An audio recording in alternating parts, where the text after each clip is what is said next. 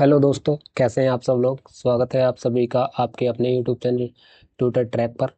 तो देखिए, जैसा कि आप सब लोग जानते हैं, यूपी लेखपाल का एग्ज़ाम काफ़ी नज़दीक आ गया है। तो यूपी लेखपाल के एग्ज़ाम को ध्यान में रखते हुए हमने यूपी ट्रिपल एससी के प्रीवियस ईयर प्रश्नों की एक सीरीज चला रखी है, जिसमें मैंने पॉलिटी के 2 भाग करा दिए हैं और ये भाग 3 है, और प्रत्येक भाग में मैं 50 प्रश्न करवाता हूँ। ठीक है, तो ये भाग 3 है। तो चलिए शुरू करते हैं, बात करते हैं इसमें पहले प्रश्न की। इसमें कहा गया है, निम्नलिखित में से कौन सा सार्वजनिक क्षेत्र का उपक्रम संसद के तहत एक विशेष कानून पारित करके स्थापित किया गया है। तो देखो, वैधानिक निगम सार्वजनिक क्षेत्र का उपक्रम संसद के तहत एक विशेष कानून पारित करके स्थापित किया गया। तो यहाँ पर ऑप्शन बी हमारा बिल्कुल सही हो जाता है। अब अगला प्रश्न है, लोकसभा में पद धारण करने की न्यूनतम आयु क्या है। भारतीय संविधान में लोकसभा का जो पद है उसको धारण करने की न्यूनतम अवधि 25 वर्ष है। यहाँ पर ऑप्शन सी हमारा बिल्कुल सही हो जाता है। अगर वो राज्यसभा की पूछता तो यहाँ पर ऑप्शन सी यानी ऑप्शन डी यानी कि 30 वर्ष हमारा सही हो जाता, लेकिन यहाँ लोकसभा की पूछी है तो यहाँ पर 25 वर्ष यानी कि ऑप्शन सी हमारा बिल्कुल सही हो जाता है। अगला प्रश्न है, निम्नलिखित में से कौन राष्ट्रपति पद की शपथ दिलाता है। राष्ट्रपति को पद की शपथ दिलाता है। तो राष्ट्रपति को भारत के मुख्य न्यायाधीश शपथ दिलाते हैं। यहाँ पर ऑप्शन बी हमारा बिल्कुल सही हो जाता है। अगर बात करते हैं राष्ट्रपति के पद की किस आर्टिकल में है, तो ये अनुच्छेद 60 में, अनुच्छेद 60। ठीक है। अगला प्रश्न है, लोकसभा में मतदान करते समय टाई की स्थिति में किसके पास वोट डालने का अधिकार होता है। तो देखो, जब लोकसभा में दोनों मतों का जो है मतदान बराबर हो जाता है, तो ऐसी स्थिति में जो लोकसभा अध्यक्ष है वो अपना निर्णायक मत डाल सकते हैं। यहाँ पर ऑप्शन बी हमारा बिल्कुल सही हो जाता है। ठीक है, आर्टिकल 100 के तहत। ठीक है। अगला प्रश्न है, इनमें से कौन भारत का कार्यवाहक राष्ट्रपति नहीं था। ठीक है, तो डॉक्टर जाकिर हुसैन कार्यवाहक राष्ट्रपति नहीं रहे। यहाँ पर ऑप्शन बी हमारा बिल्कुल सही हो जाता है। इनका जो कार्यकाल है, ठीक है, भारत के तीसरे राष्ट्रपति तथा प्रथम मुस्लिम राष्ट्रपति डॉक्टर जाकिर हुसैन, उनका कार्यकाल 1967 से 1969 तक था। ठीक है।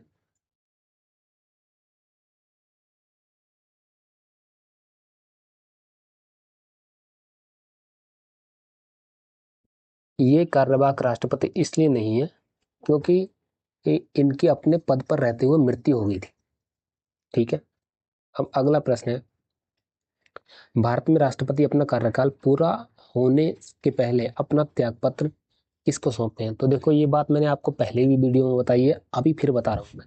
जो राष्ट्रपति हैं वो अपना जो पद का त्यागपत्र है वो उपराष्ट्रपति को सौंपते हैं, और जो उपराष्ट्रपति हैं वो अपना त्यागपत्र है राष्ट्रपति को सौंपते हैं। तो यहाँ पर ऑप्शन बी हमारा सही हो जाता है। अगला प्रश्न है, भारत के पहले प्रधानमंत्री पंडित जवाहरलाल नेहरू ने 14 अगस्त 1947 की मध्य रात्रि को नियति से वादा ट्रस्ट विद डेस्टिनी का शीर्षक भाषण कहाँ से दिया था। तो देखो, नियति से वादा trust with destiny Pandit Jawaharlal Nehru द्वारा दिया गया भाषण था, जो कि संविधान सभा में 14 अगस्त 1947 की मध्य रात्रि को दिया गया था। इस भाषण को 20वीं सदी के महानतम भाषण में से एक माना जाता है। तो यहाँ पर ऑप्शन सी हमारा बिल्कुल सही हो जाता है, संसद संविधान सभा। अगला प्रश्न है,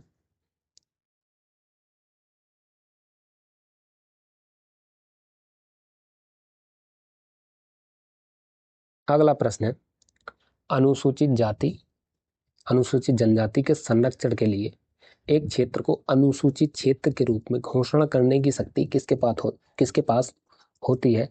तो देखो, जो भारत के राष्ट्रपति हैं, ठीक है, उनके पास ये शक्ति होती है।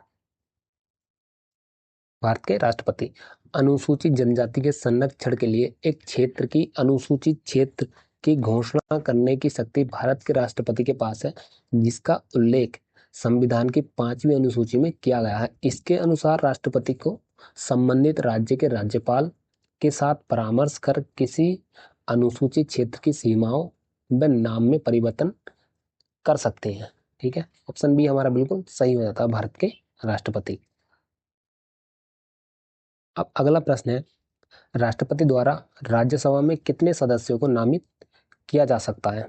तो देखो, राष्ट्रपति को अनुच्छेद 80 का के तहत राज्यसभा में 12 ऐसे व्यक्तियों को मनोनीत करने का अधिकार प्राप्त है जो साहित्य, कला, विज्ञान, समाज सेवा के क्षेत्र में विशेष ज्ञान व अनुभव रखते हों। भारतीय संविधान में यह प्रक्रिया आयरलैंड के संविधान से ली गई है। तो यहाँ पर ऑप्शन बी हमारा सही हो जाता है, 12 सदस्यों को। ठीक है, अगला प्रश्न है, मृत्यु दंड के मामले में क्षमा देने का अधिकार किसके पास है? तो आप सब लोग ये जानते हैं, आर्टिकल अनुच्छेद 72 के तहत राष्ट्रपति के क्षमादान की शक्ति को स्पष्ट किया गया है। ठीक है, जो राष्ट्रपति हैं वो सभी प्रकार की क्षमाओं को सजा को माफ कर सकते हैं, लेकिन जो राज्यपाल होता है राज्य का, वो सेना की सजा और मृत्यु की सजा को माफ नहीं कर सकता है। ठीक है, ये बात आपको ध्यान रखनी है। तो यहाँ पर ऑप्शन बी हमारा बिल्कुल सही हो जाता है। अगला प्रश्न है, नीलम संजीव रेड्डी भारत के कितने नंबर के राष्ट्रपति थे? ये आपको बताना है। तो जो नीलम संजीव रेड्डी हैं वो भारत के 6वें नंबर के राष्ट्रपति थे। ठीक है, इनका कार्यकाल 1977 से लेकर 1982 ईस्वी तक रहा था। ये भारत के पहले गैर कांग्रेसी राष्ट्रपति थे। ठीक है, नीलम संजीव रेड्डी। अब अगला प्रश्न है, भारत के राष्ट्रपति द्वारा चरित्र को बदले बिना सजा की मात्रा को कम करना अनुच्छेद 72 को क्या कहा जाता है? तो भारत के राष्ट्रपति को अनुच्छेद 72 के तहत भारत के किसी भी न्यायालय द्वारा सुनाई गई सजा को कम करने या क्षमादान की शक्ति प्राप्त है। सजा को कम करने या क्षमादान की शक्ति प्राप्त है। ठीक है, जब राष्ट्रपति द्वारा दंड को चरित्र के बदले बिना सजा की मात्रा को कम कर दिया जाता है तो इसे परिहार या क्षमादान कहते हैं। ठीक है, यहाँ पर ऑप्शन सी हमारा बिल्कुल सही हो जाता है। ठीक है, अब अगला प्रश्न है, श्री रामनाथ कोविंद भारत के कैवें नंबर के राष्ट्रपति हैं? ये बात आपको बतानी है। ठीक है, भारत के राष्ट्रपति का कार्यकाल जिस दिन से वो पद ग्रहण करते हैं, ठीक है, उस दिन से 5 वर्ष का होता है, लेकिन वह इससे पहले भी वह अपना त्यागपत्र उपराष्ट्रपति को दे सकते हैं। ठीक है, तो यहाँ पर जो श्री रामनाथ कोविंद हैं भारत के राष्ट्रपति, वो भाई 12वें नंबर के राष्ट्रपति हैं। बात आपको ध्यान रखनी है। यहाँ पर ऑप्शन सी हमारा सही हो जाता है। अगला प्रश्न है, भारत के राष्ट्रपति का कार्यकाल कितने वर्षों का होता है? तो ये बात मैंने आपको अभी बताई, भारत के राष्ट्रपति का कार्यकाल है 5 वर्ष का होता है। ऑप्शन सी हमारा बिल्कुल सही हो जाता है। ठीक है, अगला प्रश्न है, राष्ट्रपति, उपराष्ट्रपति, राज्यसभा के सभी सदस्य उपयुक्त में से कौन आनुपातिक प्रतिनिधित्व प्रणाली के नियम अनुसार एकल संक्रमणीय मत के माध्यम से गुप्त मतदान द्वारा चुना जाता है? तो देखो, जो भारत के राष्ट्रपति हैं और जो भारत के उपराष्ट्रपति हैं, ठीक है, केवल इन दोनों को आनुपातिक प्रतिनिधित्व प्रणाली के नियम अनुसार एकल संक्रमणीय पद्धति के मत के माध्यम से गुप्त मतदान द्वारा चुना जाता है। तो यहाँ पर ऑप्शन ए हमारा बिल्कुल सही हो जाता है, केवल 1 और 2, यानी कि राष्ट्रपति और बस उपराष्ट्रपति। ठीक है, अगला प्रश्न है, भारत का निम्नलिखित में से कौन सा राष्ट्रपति निर्विरोध निर्वाचित हुआ था? तो ये आपको बताना है, निर्विरोध निर्वाचित हुआ था। तो नीलम संजीव रेड्डी को निर्विरोध राष्ट्रपति चुना गया था। इनका कार्यकाल 1977 से 1982 तक था। ठीक है, यहाँ पर ऑप्शन सी हमारा बिल्कुल सही हो जाता है। अगला प्रश्न है, किस भारतीय राष्ट्रपति ने आयरिश स्वतंत्रता संग्राम में भाग लिया और इसके लिए जेल भी गए? आयरिश स्वतंत्रता संग्राम में भाग लिया और इसके लिए जेल भी गए। तो बीबी गिरी डबलिन यूनिवर्सिटी में कानून की पढ़ाई करने के लिए जब आयरलैंड गए थे, तब वे डी वलेरा जैसे प्रसिद्ध ब्रिटिश विद्रोही के संपर्क में आकर स्वतंत्रता के लिए चल रहे सीन फिन आंदोलन से जुड़ गए। इस कारण उन्हें जेल भी जाना पड़ा। ठीक है, तो यहाँ पर ऑप्शन ए हमारा बिल्कुल सही हो जाता है, बीबी गिरी। ठीक है, अगला प्रश्न है, निम्नलिखित में से कौन सी संस्था देश के वर्तमान नियमों में परिवर्तन कर सकती है? भारत में संविधान संशोधन भाग 20 अनुच्छेद 368 के तहत संसद के किसी भी एक सदन से आरंभ की जा सकती है। ठीक है, जो संविधान संशोधन है, ठीक है, यानी कि जो परिवर्तन है वो भारतीय संविधान के, ठीक है, भाग 20 के अनुच्छेद 368 के तहत जो संशोधन की प्रक्रिया है वो संसद में शुरू होती है और संसद ही उसमें परिवर्तन कर सकती है। तो यहाँ पर ऑप्शन डी हमारा बिल्कुल सही हो जाता है। अगला प्रश्न है, उपराष्ट्रपति को अपना कार्यकाल समाप्त होने से पूर्व अपने पद से हटाने का अधिकार निम्नलिखित में से किसके पास है? ठीक, यदि तो देखो, यदि राज्यसभा अपने तत्कालीन समस्त सदस्यों के बहुमत से उपराष्ट्रपति को हटाने का प्रस्ताव पारित कर दे और लोकसभा उसे स्वीकार कर ले तो उपराष्ट्रपति को अपना पद छोड़ना होगा। ठीक है, अपना पद छोड़ना होगा। तो जो उपराष्ट्रपति, जो कि आप सब लोग जानते हैं, उपराष्ट्रपति राज्यसभा का पदेन होता है, उसका सर्वे सर्वा होता है। तो उपराष्ट्रपति को जो हटाने का जो प्रोसेस है वो राज्यसभा से ही शुरू होता है। तो यहाँ पर ऑप्शन ए हमारा बिल्कुल सही हो जाता है। ठीक है, अगला प्रश्न है, भारतीय संविधान के किस अनुच्छेद के तहत उपराष्ट्रपति का चुनाव होता है?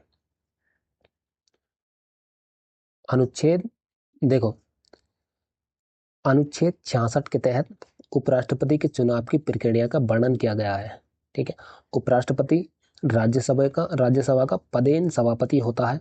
ठीक है, और वर्तमान में उपराष्ट्रपति जो हैं सीपी राधाकृष्णन, वो कितने नंबर के? 15वें नंबर के। तो यहाँ पर ऑप्शन सी हमारा सही हो जाता है। अगला प्रश्न है, भारत के प्रथम उपराष्ट्रपति कौन थे? तो ये आप सब लोग जानते हैं, भारत के प्रथम उपराष्ट्रपति कौन थे, या इसका आप आंसर आप कमेंट बॉक्स में देंगे। चलिए, इस प्रश्न का आंसर आप कमेंट में बताइएगा जरूर क्या है। अब बात करते हैं हम अगले प्रश्न की।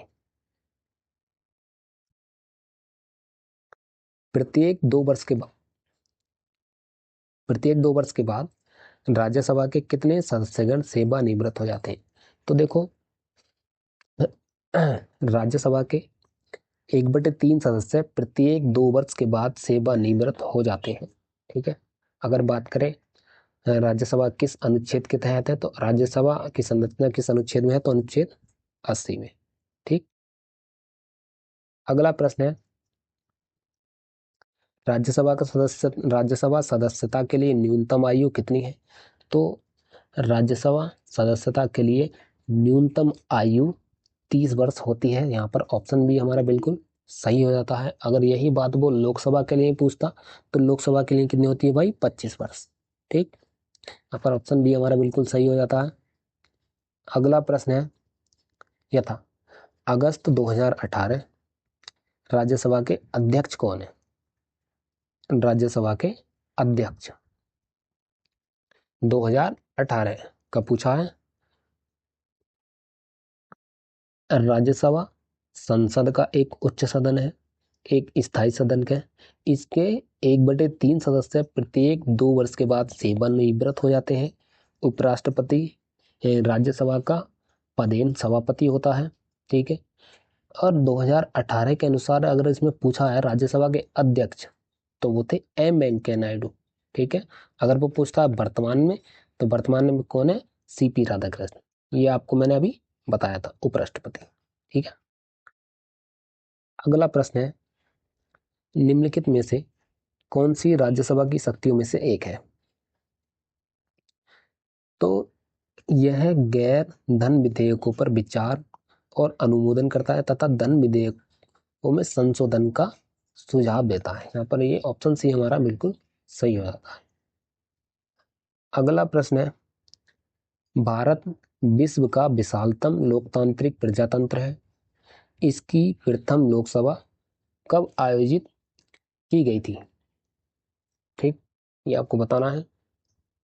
तो 13 मई 1952 को इसकी पहली बैठक हुई थी। यहाँ पर ऑप्शन सी हमारा बिल्कुल सही हो जाता है। ठीक, अगला प्रश्न है, लोकसभा की सदस्यता के लिए उम्मीदवारों को न्यूनतम आयु क्या निर्धारित की है? ये बात आपको पहले भी बता चुका हूँ, अभी ये फिर अगले प्रश्न में फिर पूछी गई है, तो आपको फिर बता रहा हूँ। लोकसभा के लिए 25 वर्ष और राज्यसभा के लिए 30 वर्ष। ठीक, अब बात करते हैं अगले प्रश्न की। इसमें कहा गया है, निम्नलिखित में से कौन सा संसद का कार्य नहीं है? कौन सा संसद का कार्य नहीं है? ऑप्शन ए है, संसद विधायी कानून बनाने और वित्तीय कार्य करती है। ठीक है, बिल्कुल सही बात है जी। धन धन बिल और बजटीय कार्य, इसके अलावा यह कार्यकारी को भी नियंत्रित करती है और इसकी जवाबदेही सुनिश्चित करती है। जी बिल्कुल सही बात है। संसद कुछ चुनावी कार्य करती है क्योंकि यह भारत के राष्ट्रपति और उपराष्ट्रपति का चुनाव करती है। बिल्कुल सही बात है भाई, ये भी ठीक है। संसद में संविधान यानी संविधान संशोधन की शक्ति में परिवर्तनों पर चर्चा करने और लागू करने का अधिकार है। बिल्कुल, ये बात भी बिल्कुल सही है। तो देखो, संसद के पास कोई न्यायिक कार्य नहीं है। राष्ट्रपति, उपराष्ट्रपति, सुप्रीम कोर्ट और उच्च न्यायालय के न्यायाधीशों हटाने के लिए मंत्री परिषद जिम्मेदार नहीं। भाई ये गलत है। तो प्रश्न के अनुसार हमारा ऑप्शन डी बिल्कुल सही हो जाता है। ठीक, अब बात करते हैं अगले प्रश्न की। इसमें कहा गया है, लोकसभा या विधानसभा में चुनाव में खड़े होने के लिए उम्मीदवार की आयु कम से कम कितनी होनी चाहिए? ये बात आपको तीसरी बार ये प्रश्न आ गया है, पूछा गया है। ये बहुत बार प्रश्न पूछा जाता है, तो आपको ये बिल्कुल मतलब ऐसे रट जाना चाहिए। ठीक है, लोकसभा या विधानसभा के लिए 25 वर्ष, राज्यसभा या विधान परिषद के लिए 30 वर्ष। ठीक, आपको ये बात ध्यान रखनी है। अगला प्रश्न है, लोकसभा में शून्यकाल की अवधि अधिक से अधिक कितनी हो सकती है? तो शून्यकाल शब्दावली का सबसे पहले प्रयोग प्रेस के द्वारा किया गया था। ठीक है, संसदीय भाषा में इसका अर्थ प्रश्नकाल के बाद की 1 घंटे की अवधि से है। ठीक है, शून्यकाल के दौरान लोकहित के विषय में अति आवश्यक प्रश्न पूछे जाते हैं जिनके लिए पूर्व सूचना नहीं दी जाती है। ठीक है, तो क्या है? 1 घंटा। ठीक, ऑप्शन बी हमारा बिल्कुल सही होता है। प्रश्नकाल 1 घंटे का होता है। ठीक है, प्रश्नकाल के बाद में शून्यकाल आता है, वो भी 1 घंटे का होता है। अगला प्रश्न है, शून्यकाल शून्यकाल का अर्थ क्या है? शून्यकाल का अर्थ क्या है, यह बात आपको बतानी है। अरे अभी तो मैंने आपको बताया था इसका क्या अर्थ है। शून्यकाल भारतीय संसद की देन है। दोनों सदनों में प्रश्नकाल के ठीक 12 बजे से 1 बजे तक का समय शून्यकाल कहलाता है। ठीक, 11 से 12 तक प्रश्नकाल, 12 से 1 बजे तक शून्यकाल। इस काल का दोनों सदनों की प्रक्रिया संचालन नियम में कोई उल्लेख नहीं है। इस काल के दौरान कोई सदस्य कोई अति महत्वपूर्ण विषय चर्चा के लिए उठाते हैं, उस पर तुरंत कार्रवाई चाहते हैं। ठीक, उस पर तुरंत कार्रवाई चाहते हैं, तो यहाँ पर ऑप्शन बी हमारा सही हो जाता है। अगला प्रश्न है, लोकसभा में सदस्य द्वारा निजी विधेयक पेश करने की सूचना अवधि क्या है? लोकसभा में सदस्य द्वारा निजी गैर सरकारी विधेयक पेश करने की सूचना अवधि 1 माह होती है, ठीक है, जबकि सदस्यों को सरकारी विधेयक पेश करने की सूचना की अवधि 7 दिन होती है, ठीक है। विशेष बात एक बार फिर आपको दोहरा देता हूं मैं। लोकसभा में तो सदस्यों द्वारा निजी गैर सरकारी विधेयक को पेश करने की सूचना की अवधि 1 माह होती है, लेकिन जबकि सदस्यों को सरकारी विधेयक पेश करने की सूचना की अवधि 7 दिन, सरकारी 7 दिन, सात से 7 दिन, और जो मतलब निजी होते हैं, गैर सरकारी होते हैं, अरे यार सॉरी,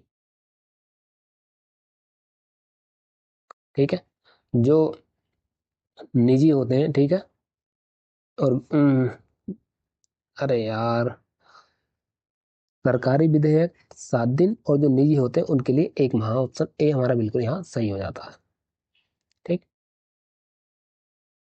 अगला प्रश्न है, वर्तमान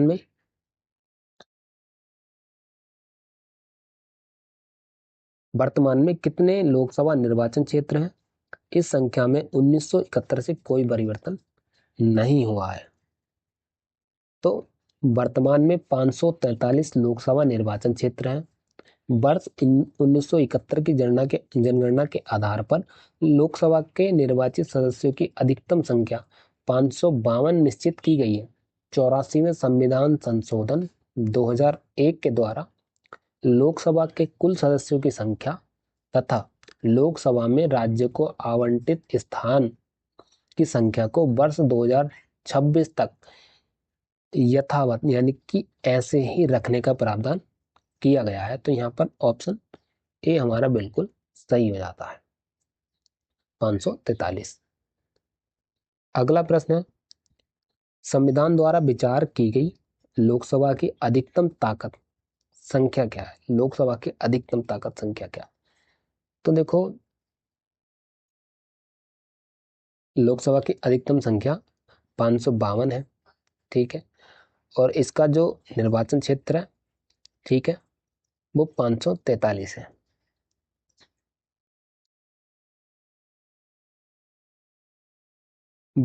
भारत के संविधान द्वारा विचार की गई लोकसभा की अधिकतम सदस्य संख्या 552 है।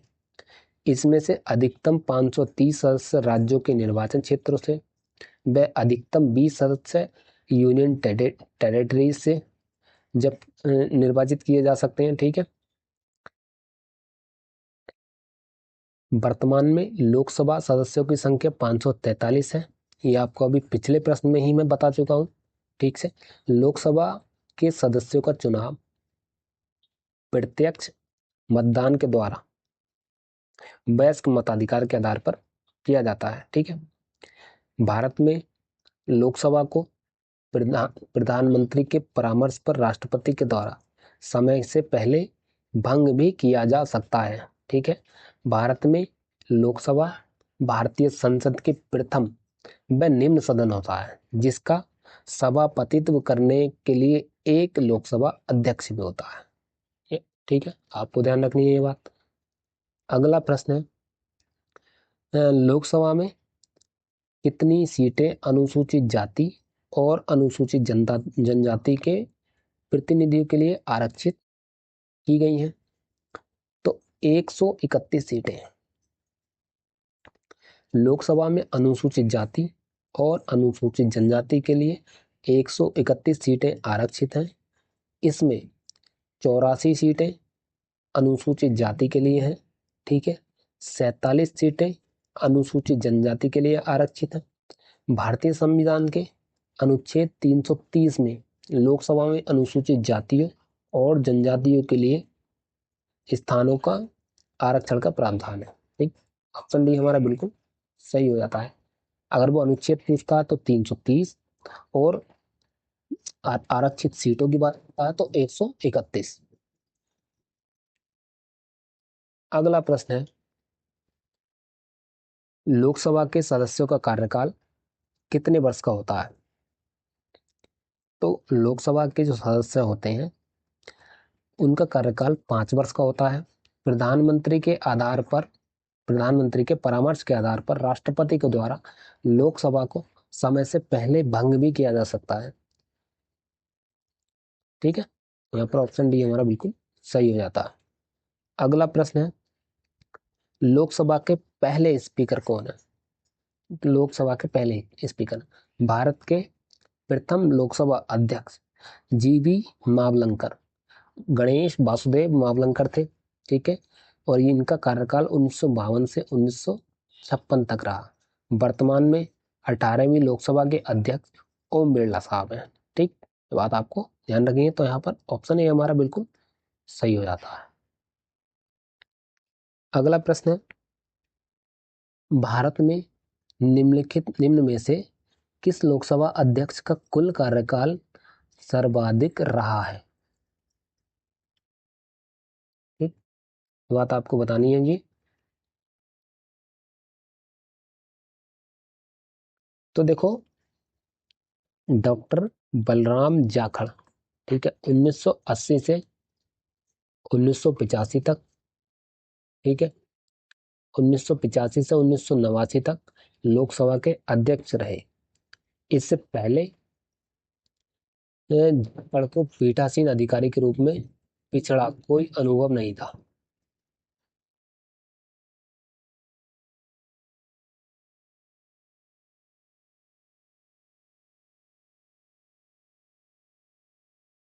तो यहाँ पर ऑप्शन सी हमारा बिल्कुल सही हो जाता है। अगला प्रश्न है, उत्तर प्रदेश में कुल कितने लोकसभा संसदीय क्षेत्र हैं? तो आप सब लोग जानते हैं,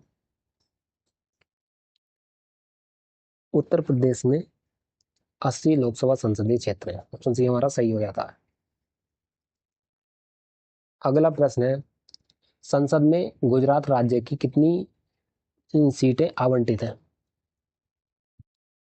तो इस प्रकार उत्तर प्रदेश से 80 तथा गुजरात से 26 लोकसभा सीटें निश्चित हैं। ऑप्शन ए हमारा यहाँ पर बिल्कुल सही हो जाता है। अगला प्रश्न है, भारतीय संसद में मंत्रिमंडल के विरुद्ध अविश्वास प्रस्ताव पेश करने के लिए न्यूनतम सांसदों के समर्थन की आवश्यकता होती है। भारतीय संसद में मंत्रिमंडल के विरुद्ध अविश्वास प्रस्ताव पेश करने के लिए न्यूनतम 50 सांसदों के समर्थन की आवश्यकता होती है। तो यहाँ पर ऑप्शन डी हमारा बिल्कुल सही हो जाता है। अगला प्रश्न है, सांसद निधि की वर्तमान राशि कितनी है? सांसद निधि की वर्तमान राशि 5 करोड़ रुपए है। यहाँ पर ऑप्शन ए हमारा बिल्कुल सही हो जाता है। ठीक, ठीक है जी। अगला प्रश्न है, भारतीय संविधान के किस अनुच्छेद के तहत भारत के राष्ट्रपति भारत के नियंत्रक मालिका परीक्षक की नियुक्ति करते हैं? तो आर्टिकल 148 के तहत। ठीक है, आर्टिकल 148 के तहत कैग की नियुक्ति का प्रावधान। ऑप्शन ए हमारा सही हो जाता है। अगला प्रश्न है, नियंत्रक एवं मालिका परीक्षक किसे लेखा परीक्षा की रिपोर्ट प्रस्तुत करते हैं? तो देखो, ये जो होते हैं भैया, ये राष्ट्रपति को अपनी रिपोर्ट प्रस्तुत करते हैं। तो ऑप्शन ए हमारा बिल्कुल सही हो जाता है। अगला प्रश्न है, वह है जिसका कोई सदस्य सदन में मौखिक उत्तर चाहता है और जिसे तारांकित चिन्ह द्वारा पहचाना जाता है। तो तारांकित प्रश्न, ठीक है, प्रश्न में ही इसका उत्तर छिपा हुआ तारांकित प्रश्न। तारांकित प्रश्न जो है वह प्रश्न होता है इसका उत्तर सदन के सदस्य द्वारा मंत्री से मौखिक रूप में मांगा जाता है। ठीक है, तो ऑप्शन डी हमारा बिल्कुल सही हो जाता है।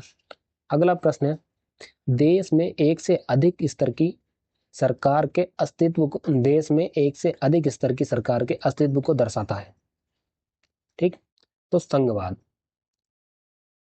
क्या? संघवाद, संघवाद देश में एक से अधिक स्तर की सरकार के अस्तित्व को दर्शाता है। भारत एक संघीय प्रणाली है, इसमें एकात्मक शासन प्रणाली की ओर अधिक झुकाव है। भारतीय संघवाद कनाडा मॉडल जैसा है। ऑप्शन डी हमारा बिल्कुल सही हो जाता है। अगला प्रश्न है, निम्नलिखित में कौन सी परिघटना तब उठाई जाती है जब एक संसद सदस्य को लगता है कि सदन की कार्यवाही सामान्य नियमों का पालन नहीं करती है?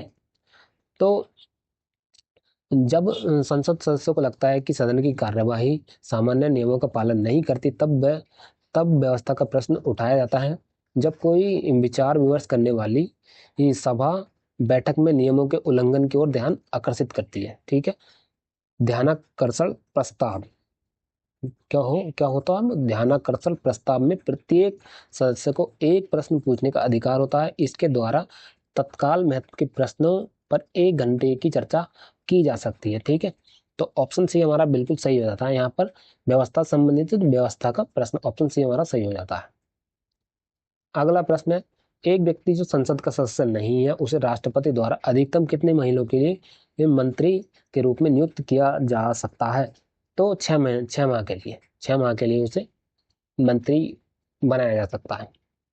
बिना संसद के सदस्य बने किसी व्यक्ति को राष्ट्रपति अधिकतम 6 माह के लिए मंत्री नियुक्त कर सकता है। 6 माह के जाने पर यदि कोई मंत्री का 6 माह बीत जाने पर यदि कोई मंत्री सदस्य संसद का सदस्य नहीं बन पाता तो उसे बन पाता है तो उसे अपने पद से त्यागपत्र देना पड़ता है। ठीक है जी। अगला प्रश्न है, भारतीय संघ कार्यकारिणी में निम्नलिखित में से कौन शामिल नहीं है? तो भारत की संघ कार्यकारिणी में, ठीक, राष्ट्रपति शामिल है, उपराष्ट्रपति शामिल है जी, प्रधानमंत्री शामिल है, लेकिन राज्यों के मुख्यमंत्री शामिल ये नहीं होते हैं। ठीक, ठीक है जी। अगला प्रश्न है, लास्ट प्रश्न है, निम्नलिखित में कौन सा एक बहुमुखी सिद्धांत है जिस पर संसदीय प्रणाली संचालित होती है? ये लास्ट प्रश्न है, आपको इसका उत्तर कमेंट में देना है। अगर आपको वीडियो अच्छी लगी है तो इसको लाइक कर दें, और कहाँ कहाँ आपको इसमें कमी लगी है वो कमेंट में बता दें, और कहाँ आपको अच्छी लगी वो भी कमेंट में बता दें। साथ ही इसको अपने दोस्तों को जो लेखपाल की तैयारी कर रहे हैं उनको शेयर कर दें, और हमारे साथ जुड़ रहे हैं हमारे चैनल को सब्सक्राइब कर दें। ठीक है, और ये जो पीपीटी है इसकी अगर आपको पीडीएफ चाहते हैं तो उसके लिए आपको हमारे टेलीग्राम चैनल से जुड़ना पड़ेगा, जिसका लिंक डिस्क्रिप्शन में दिया हुआ है। Thank you.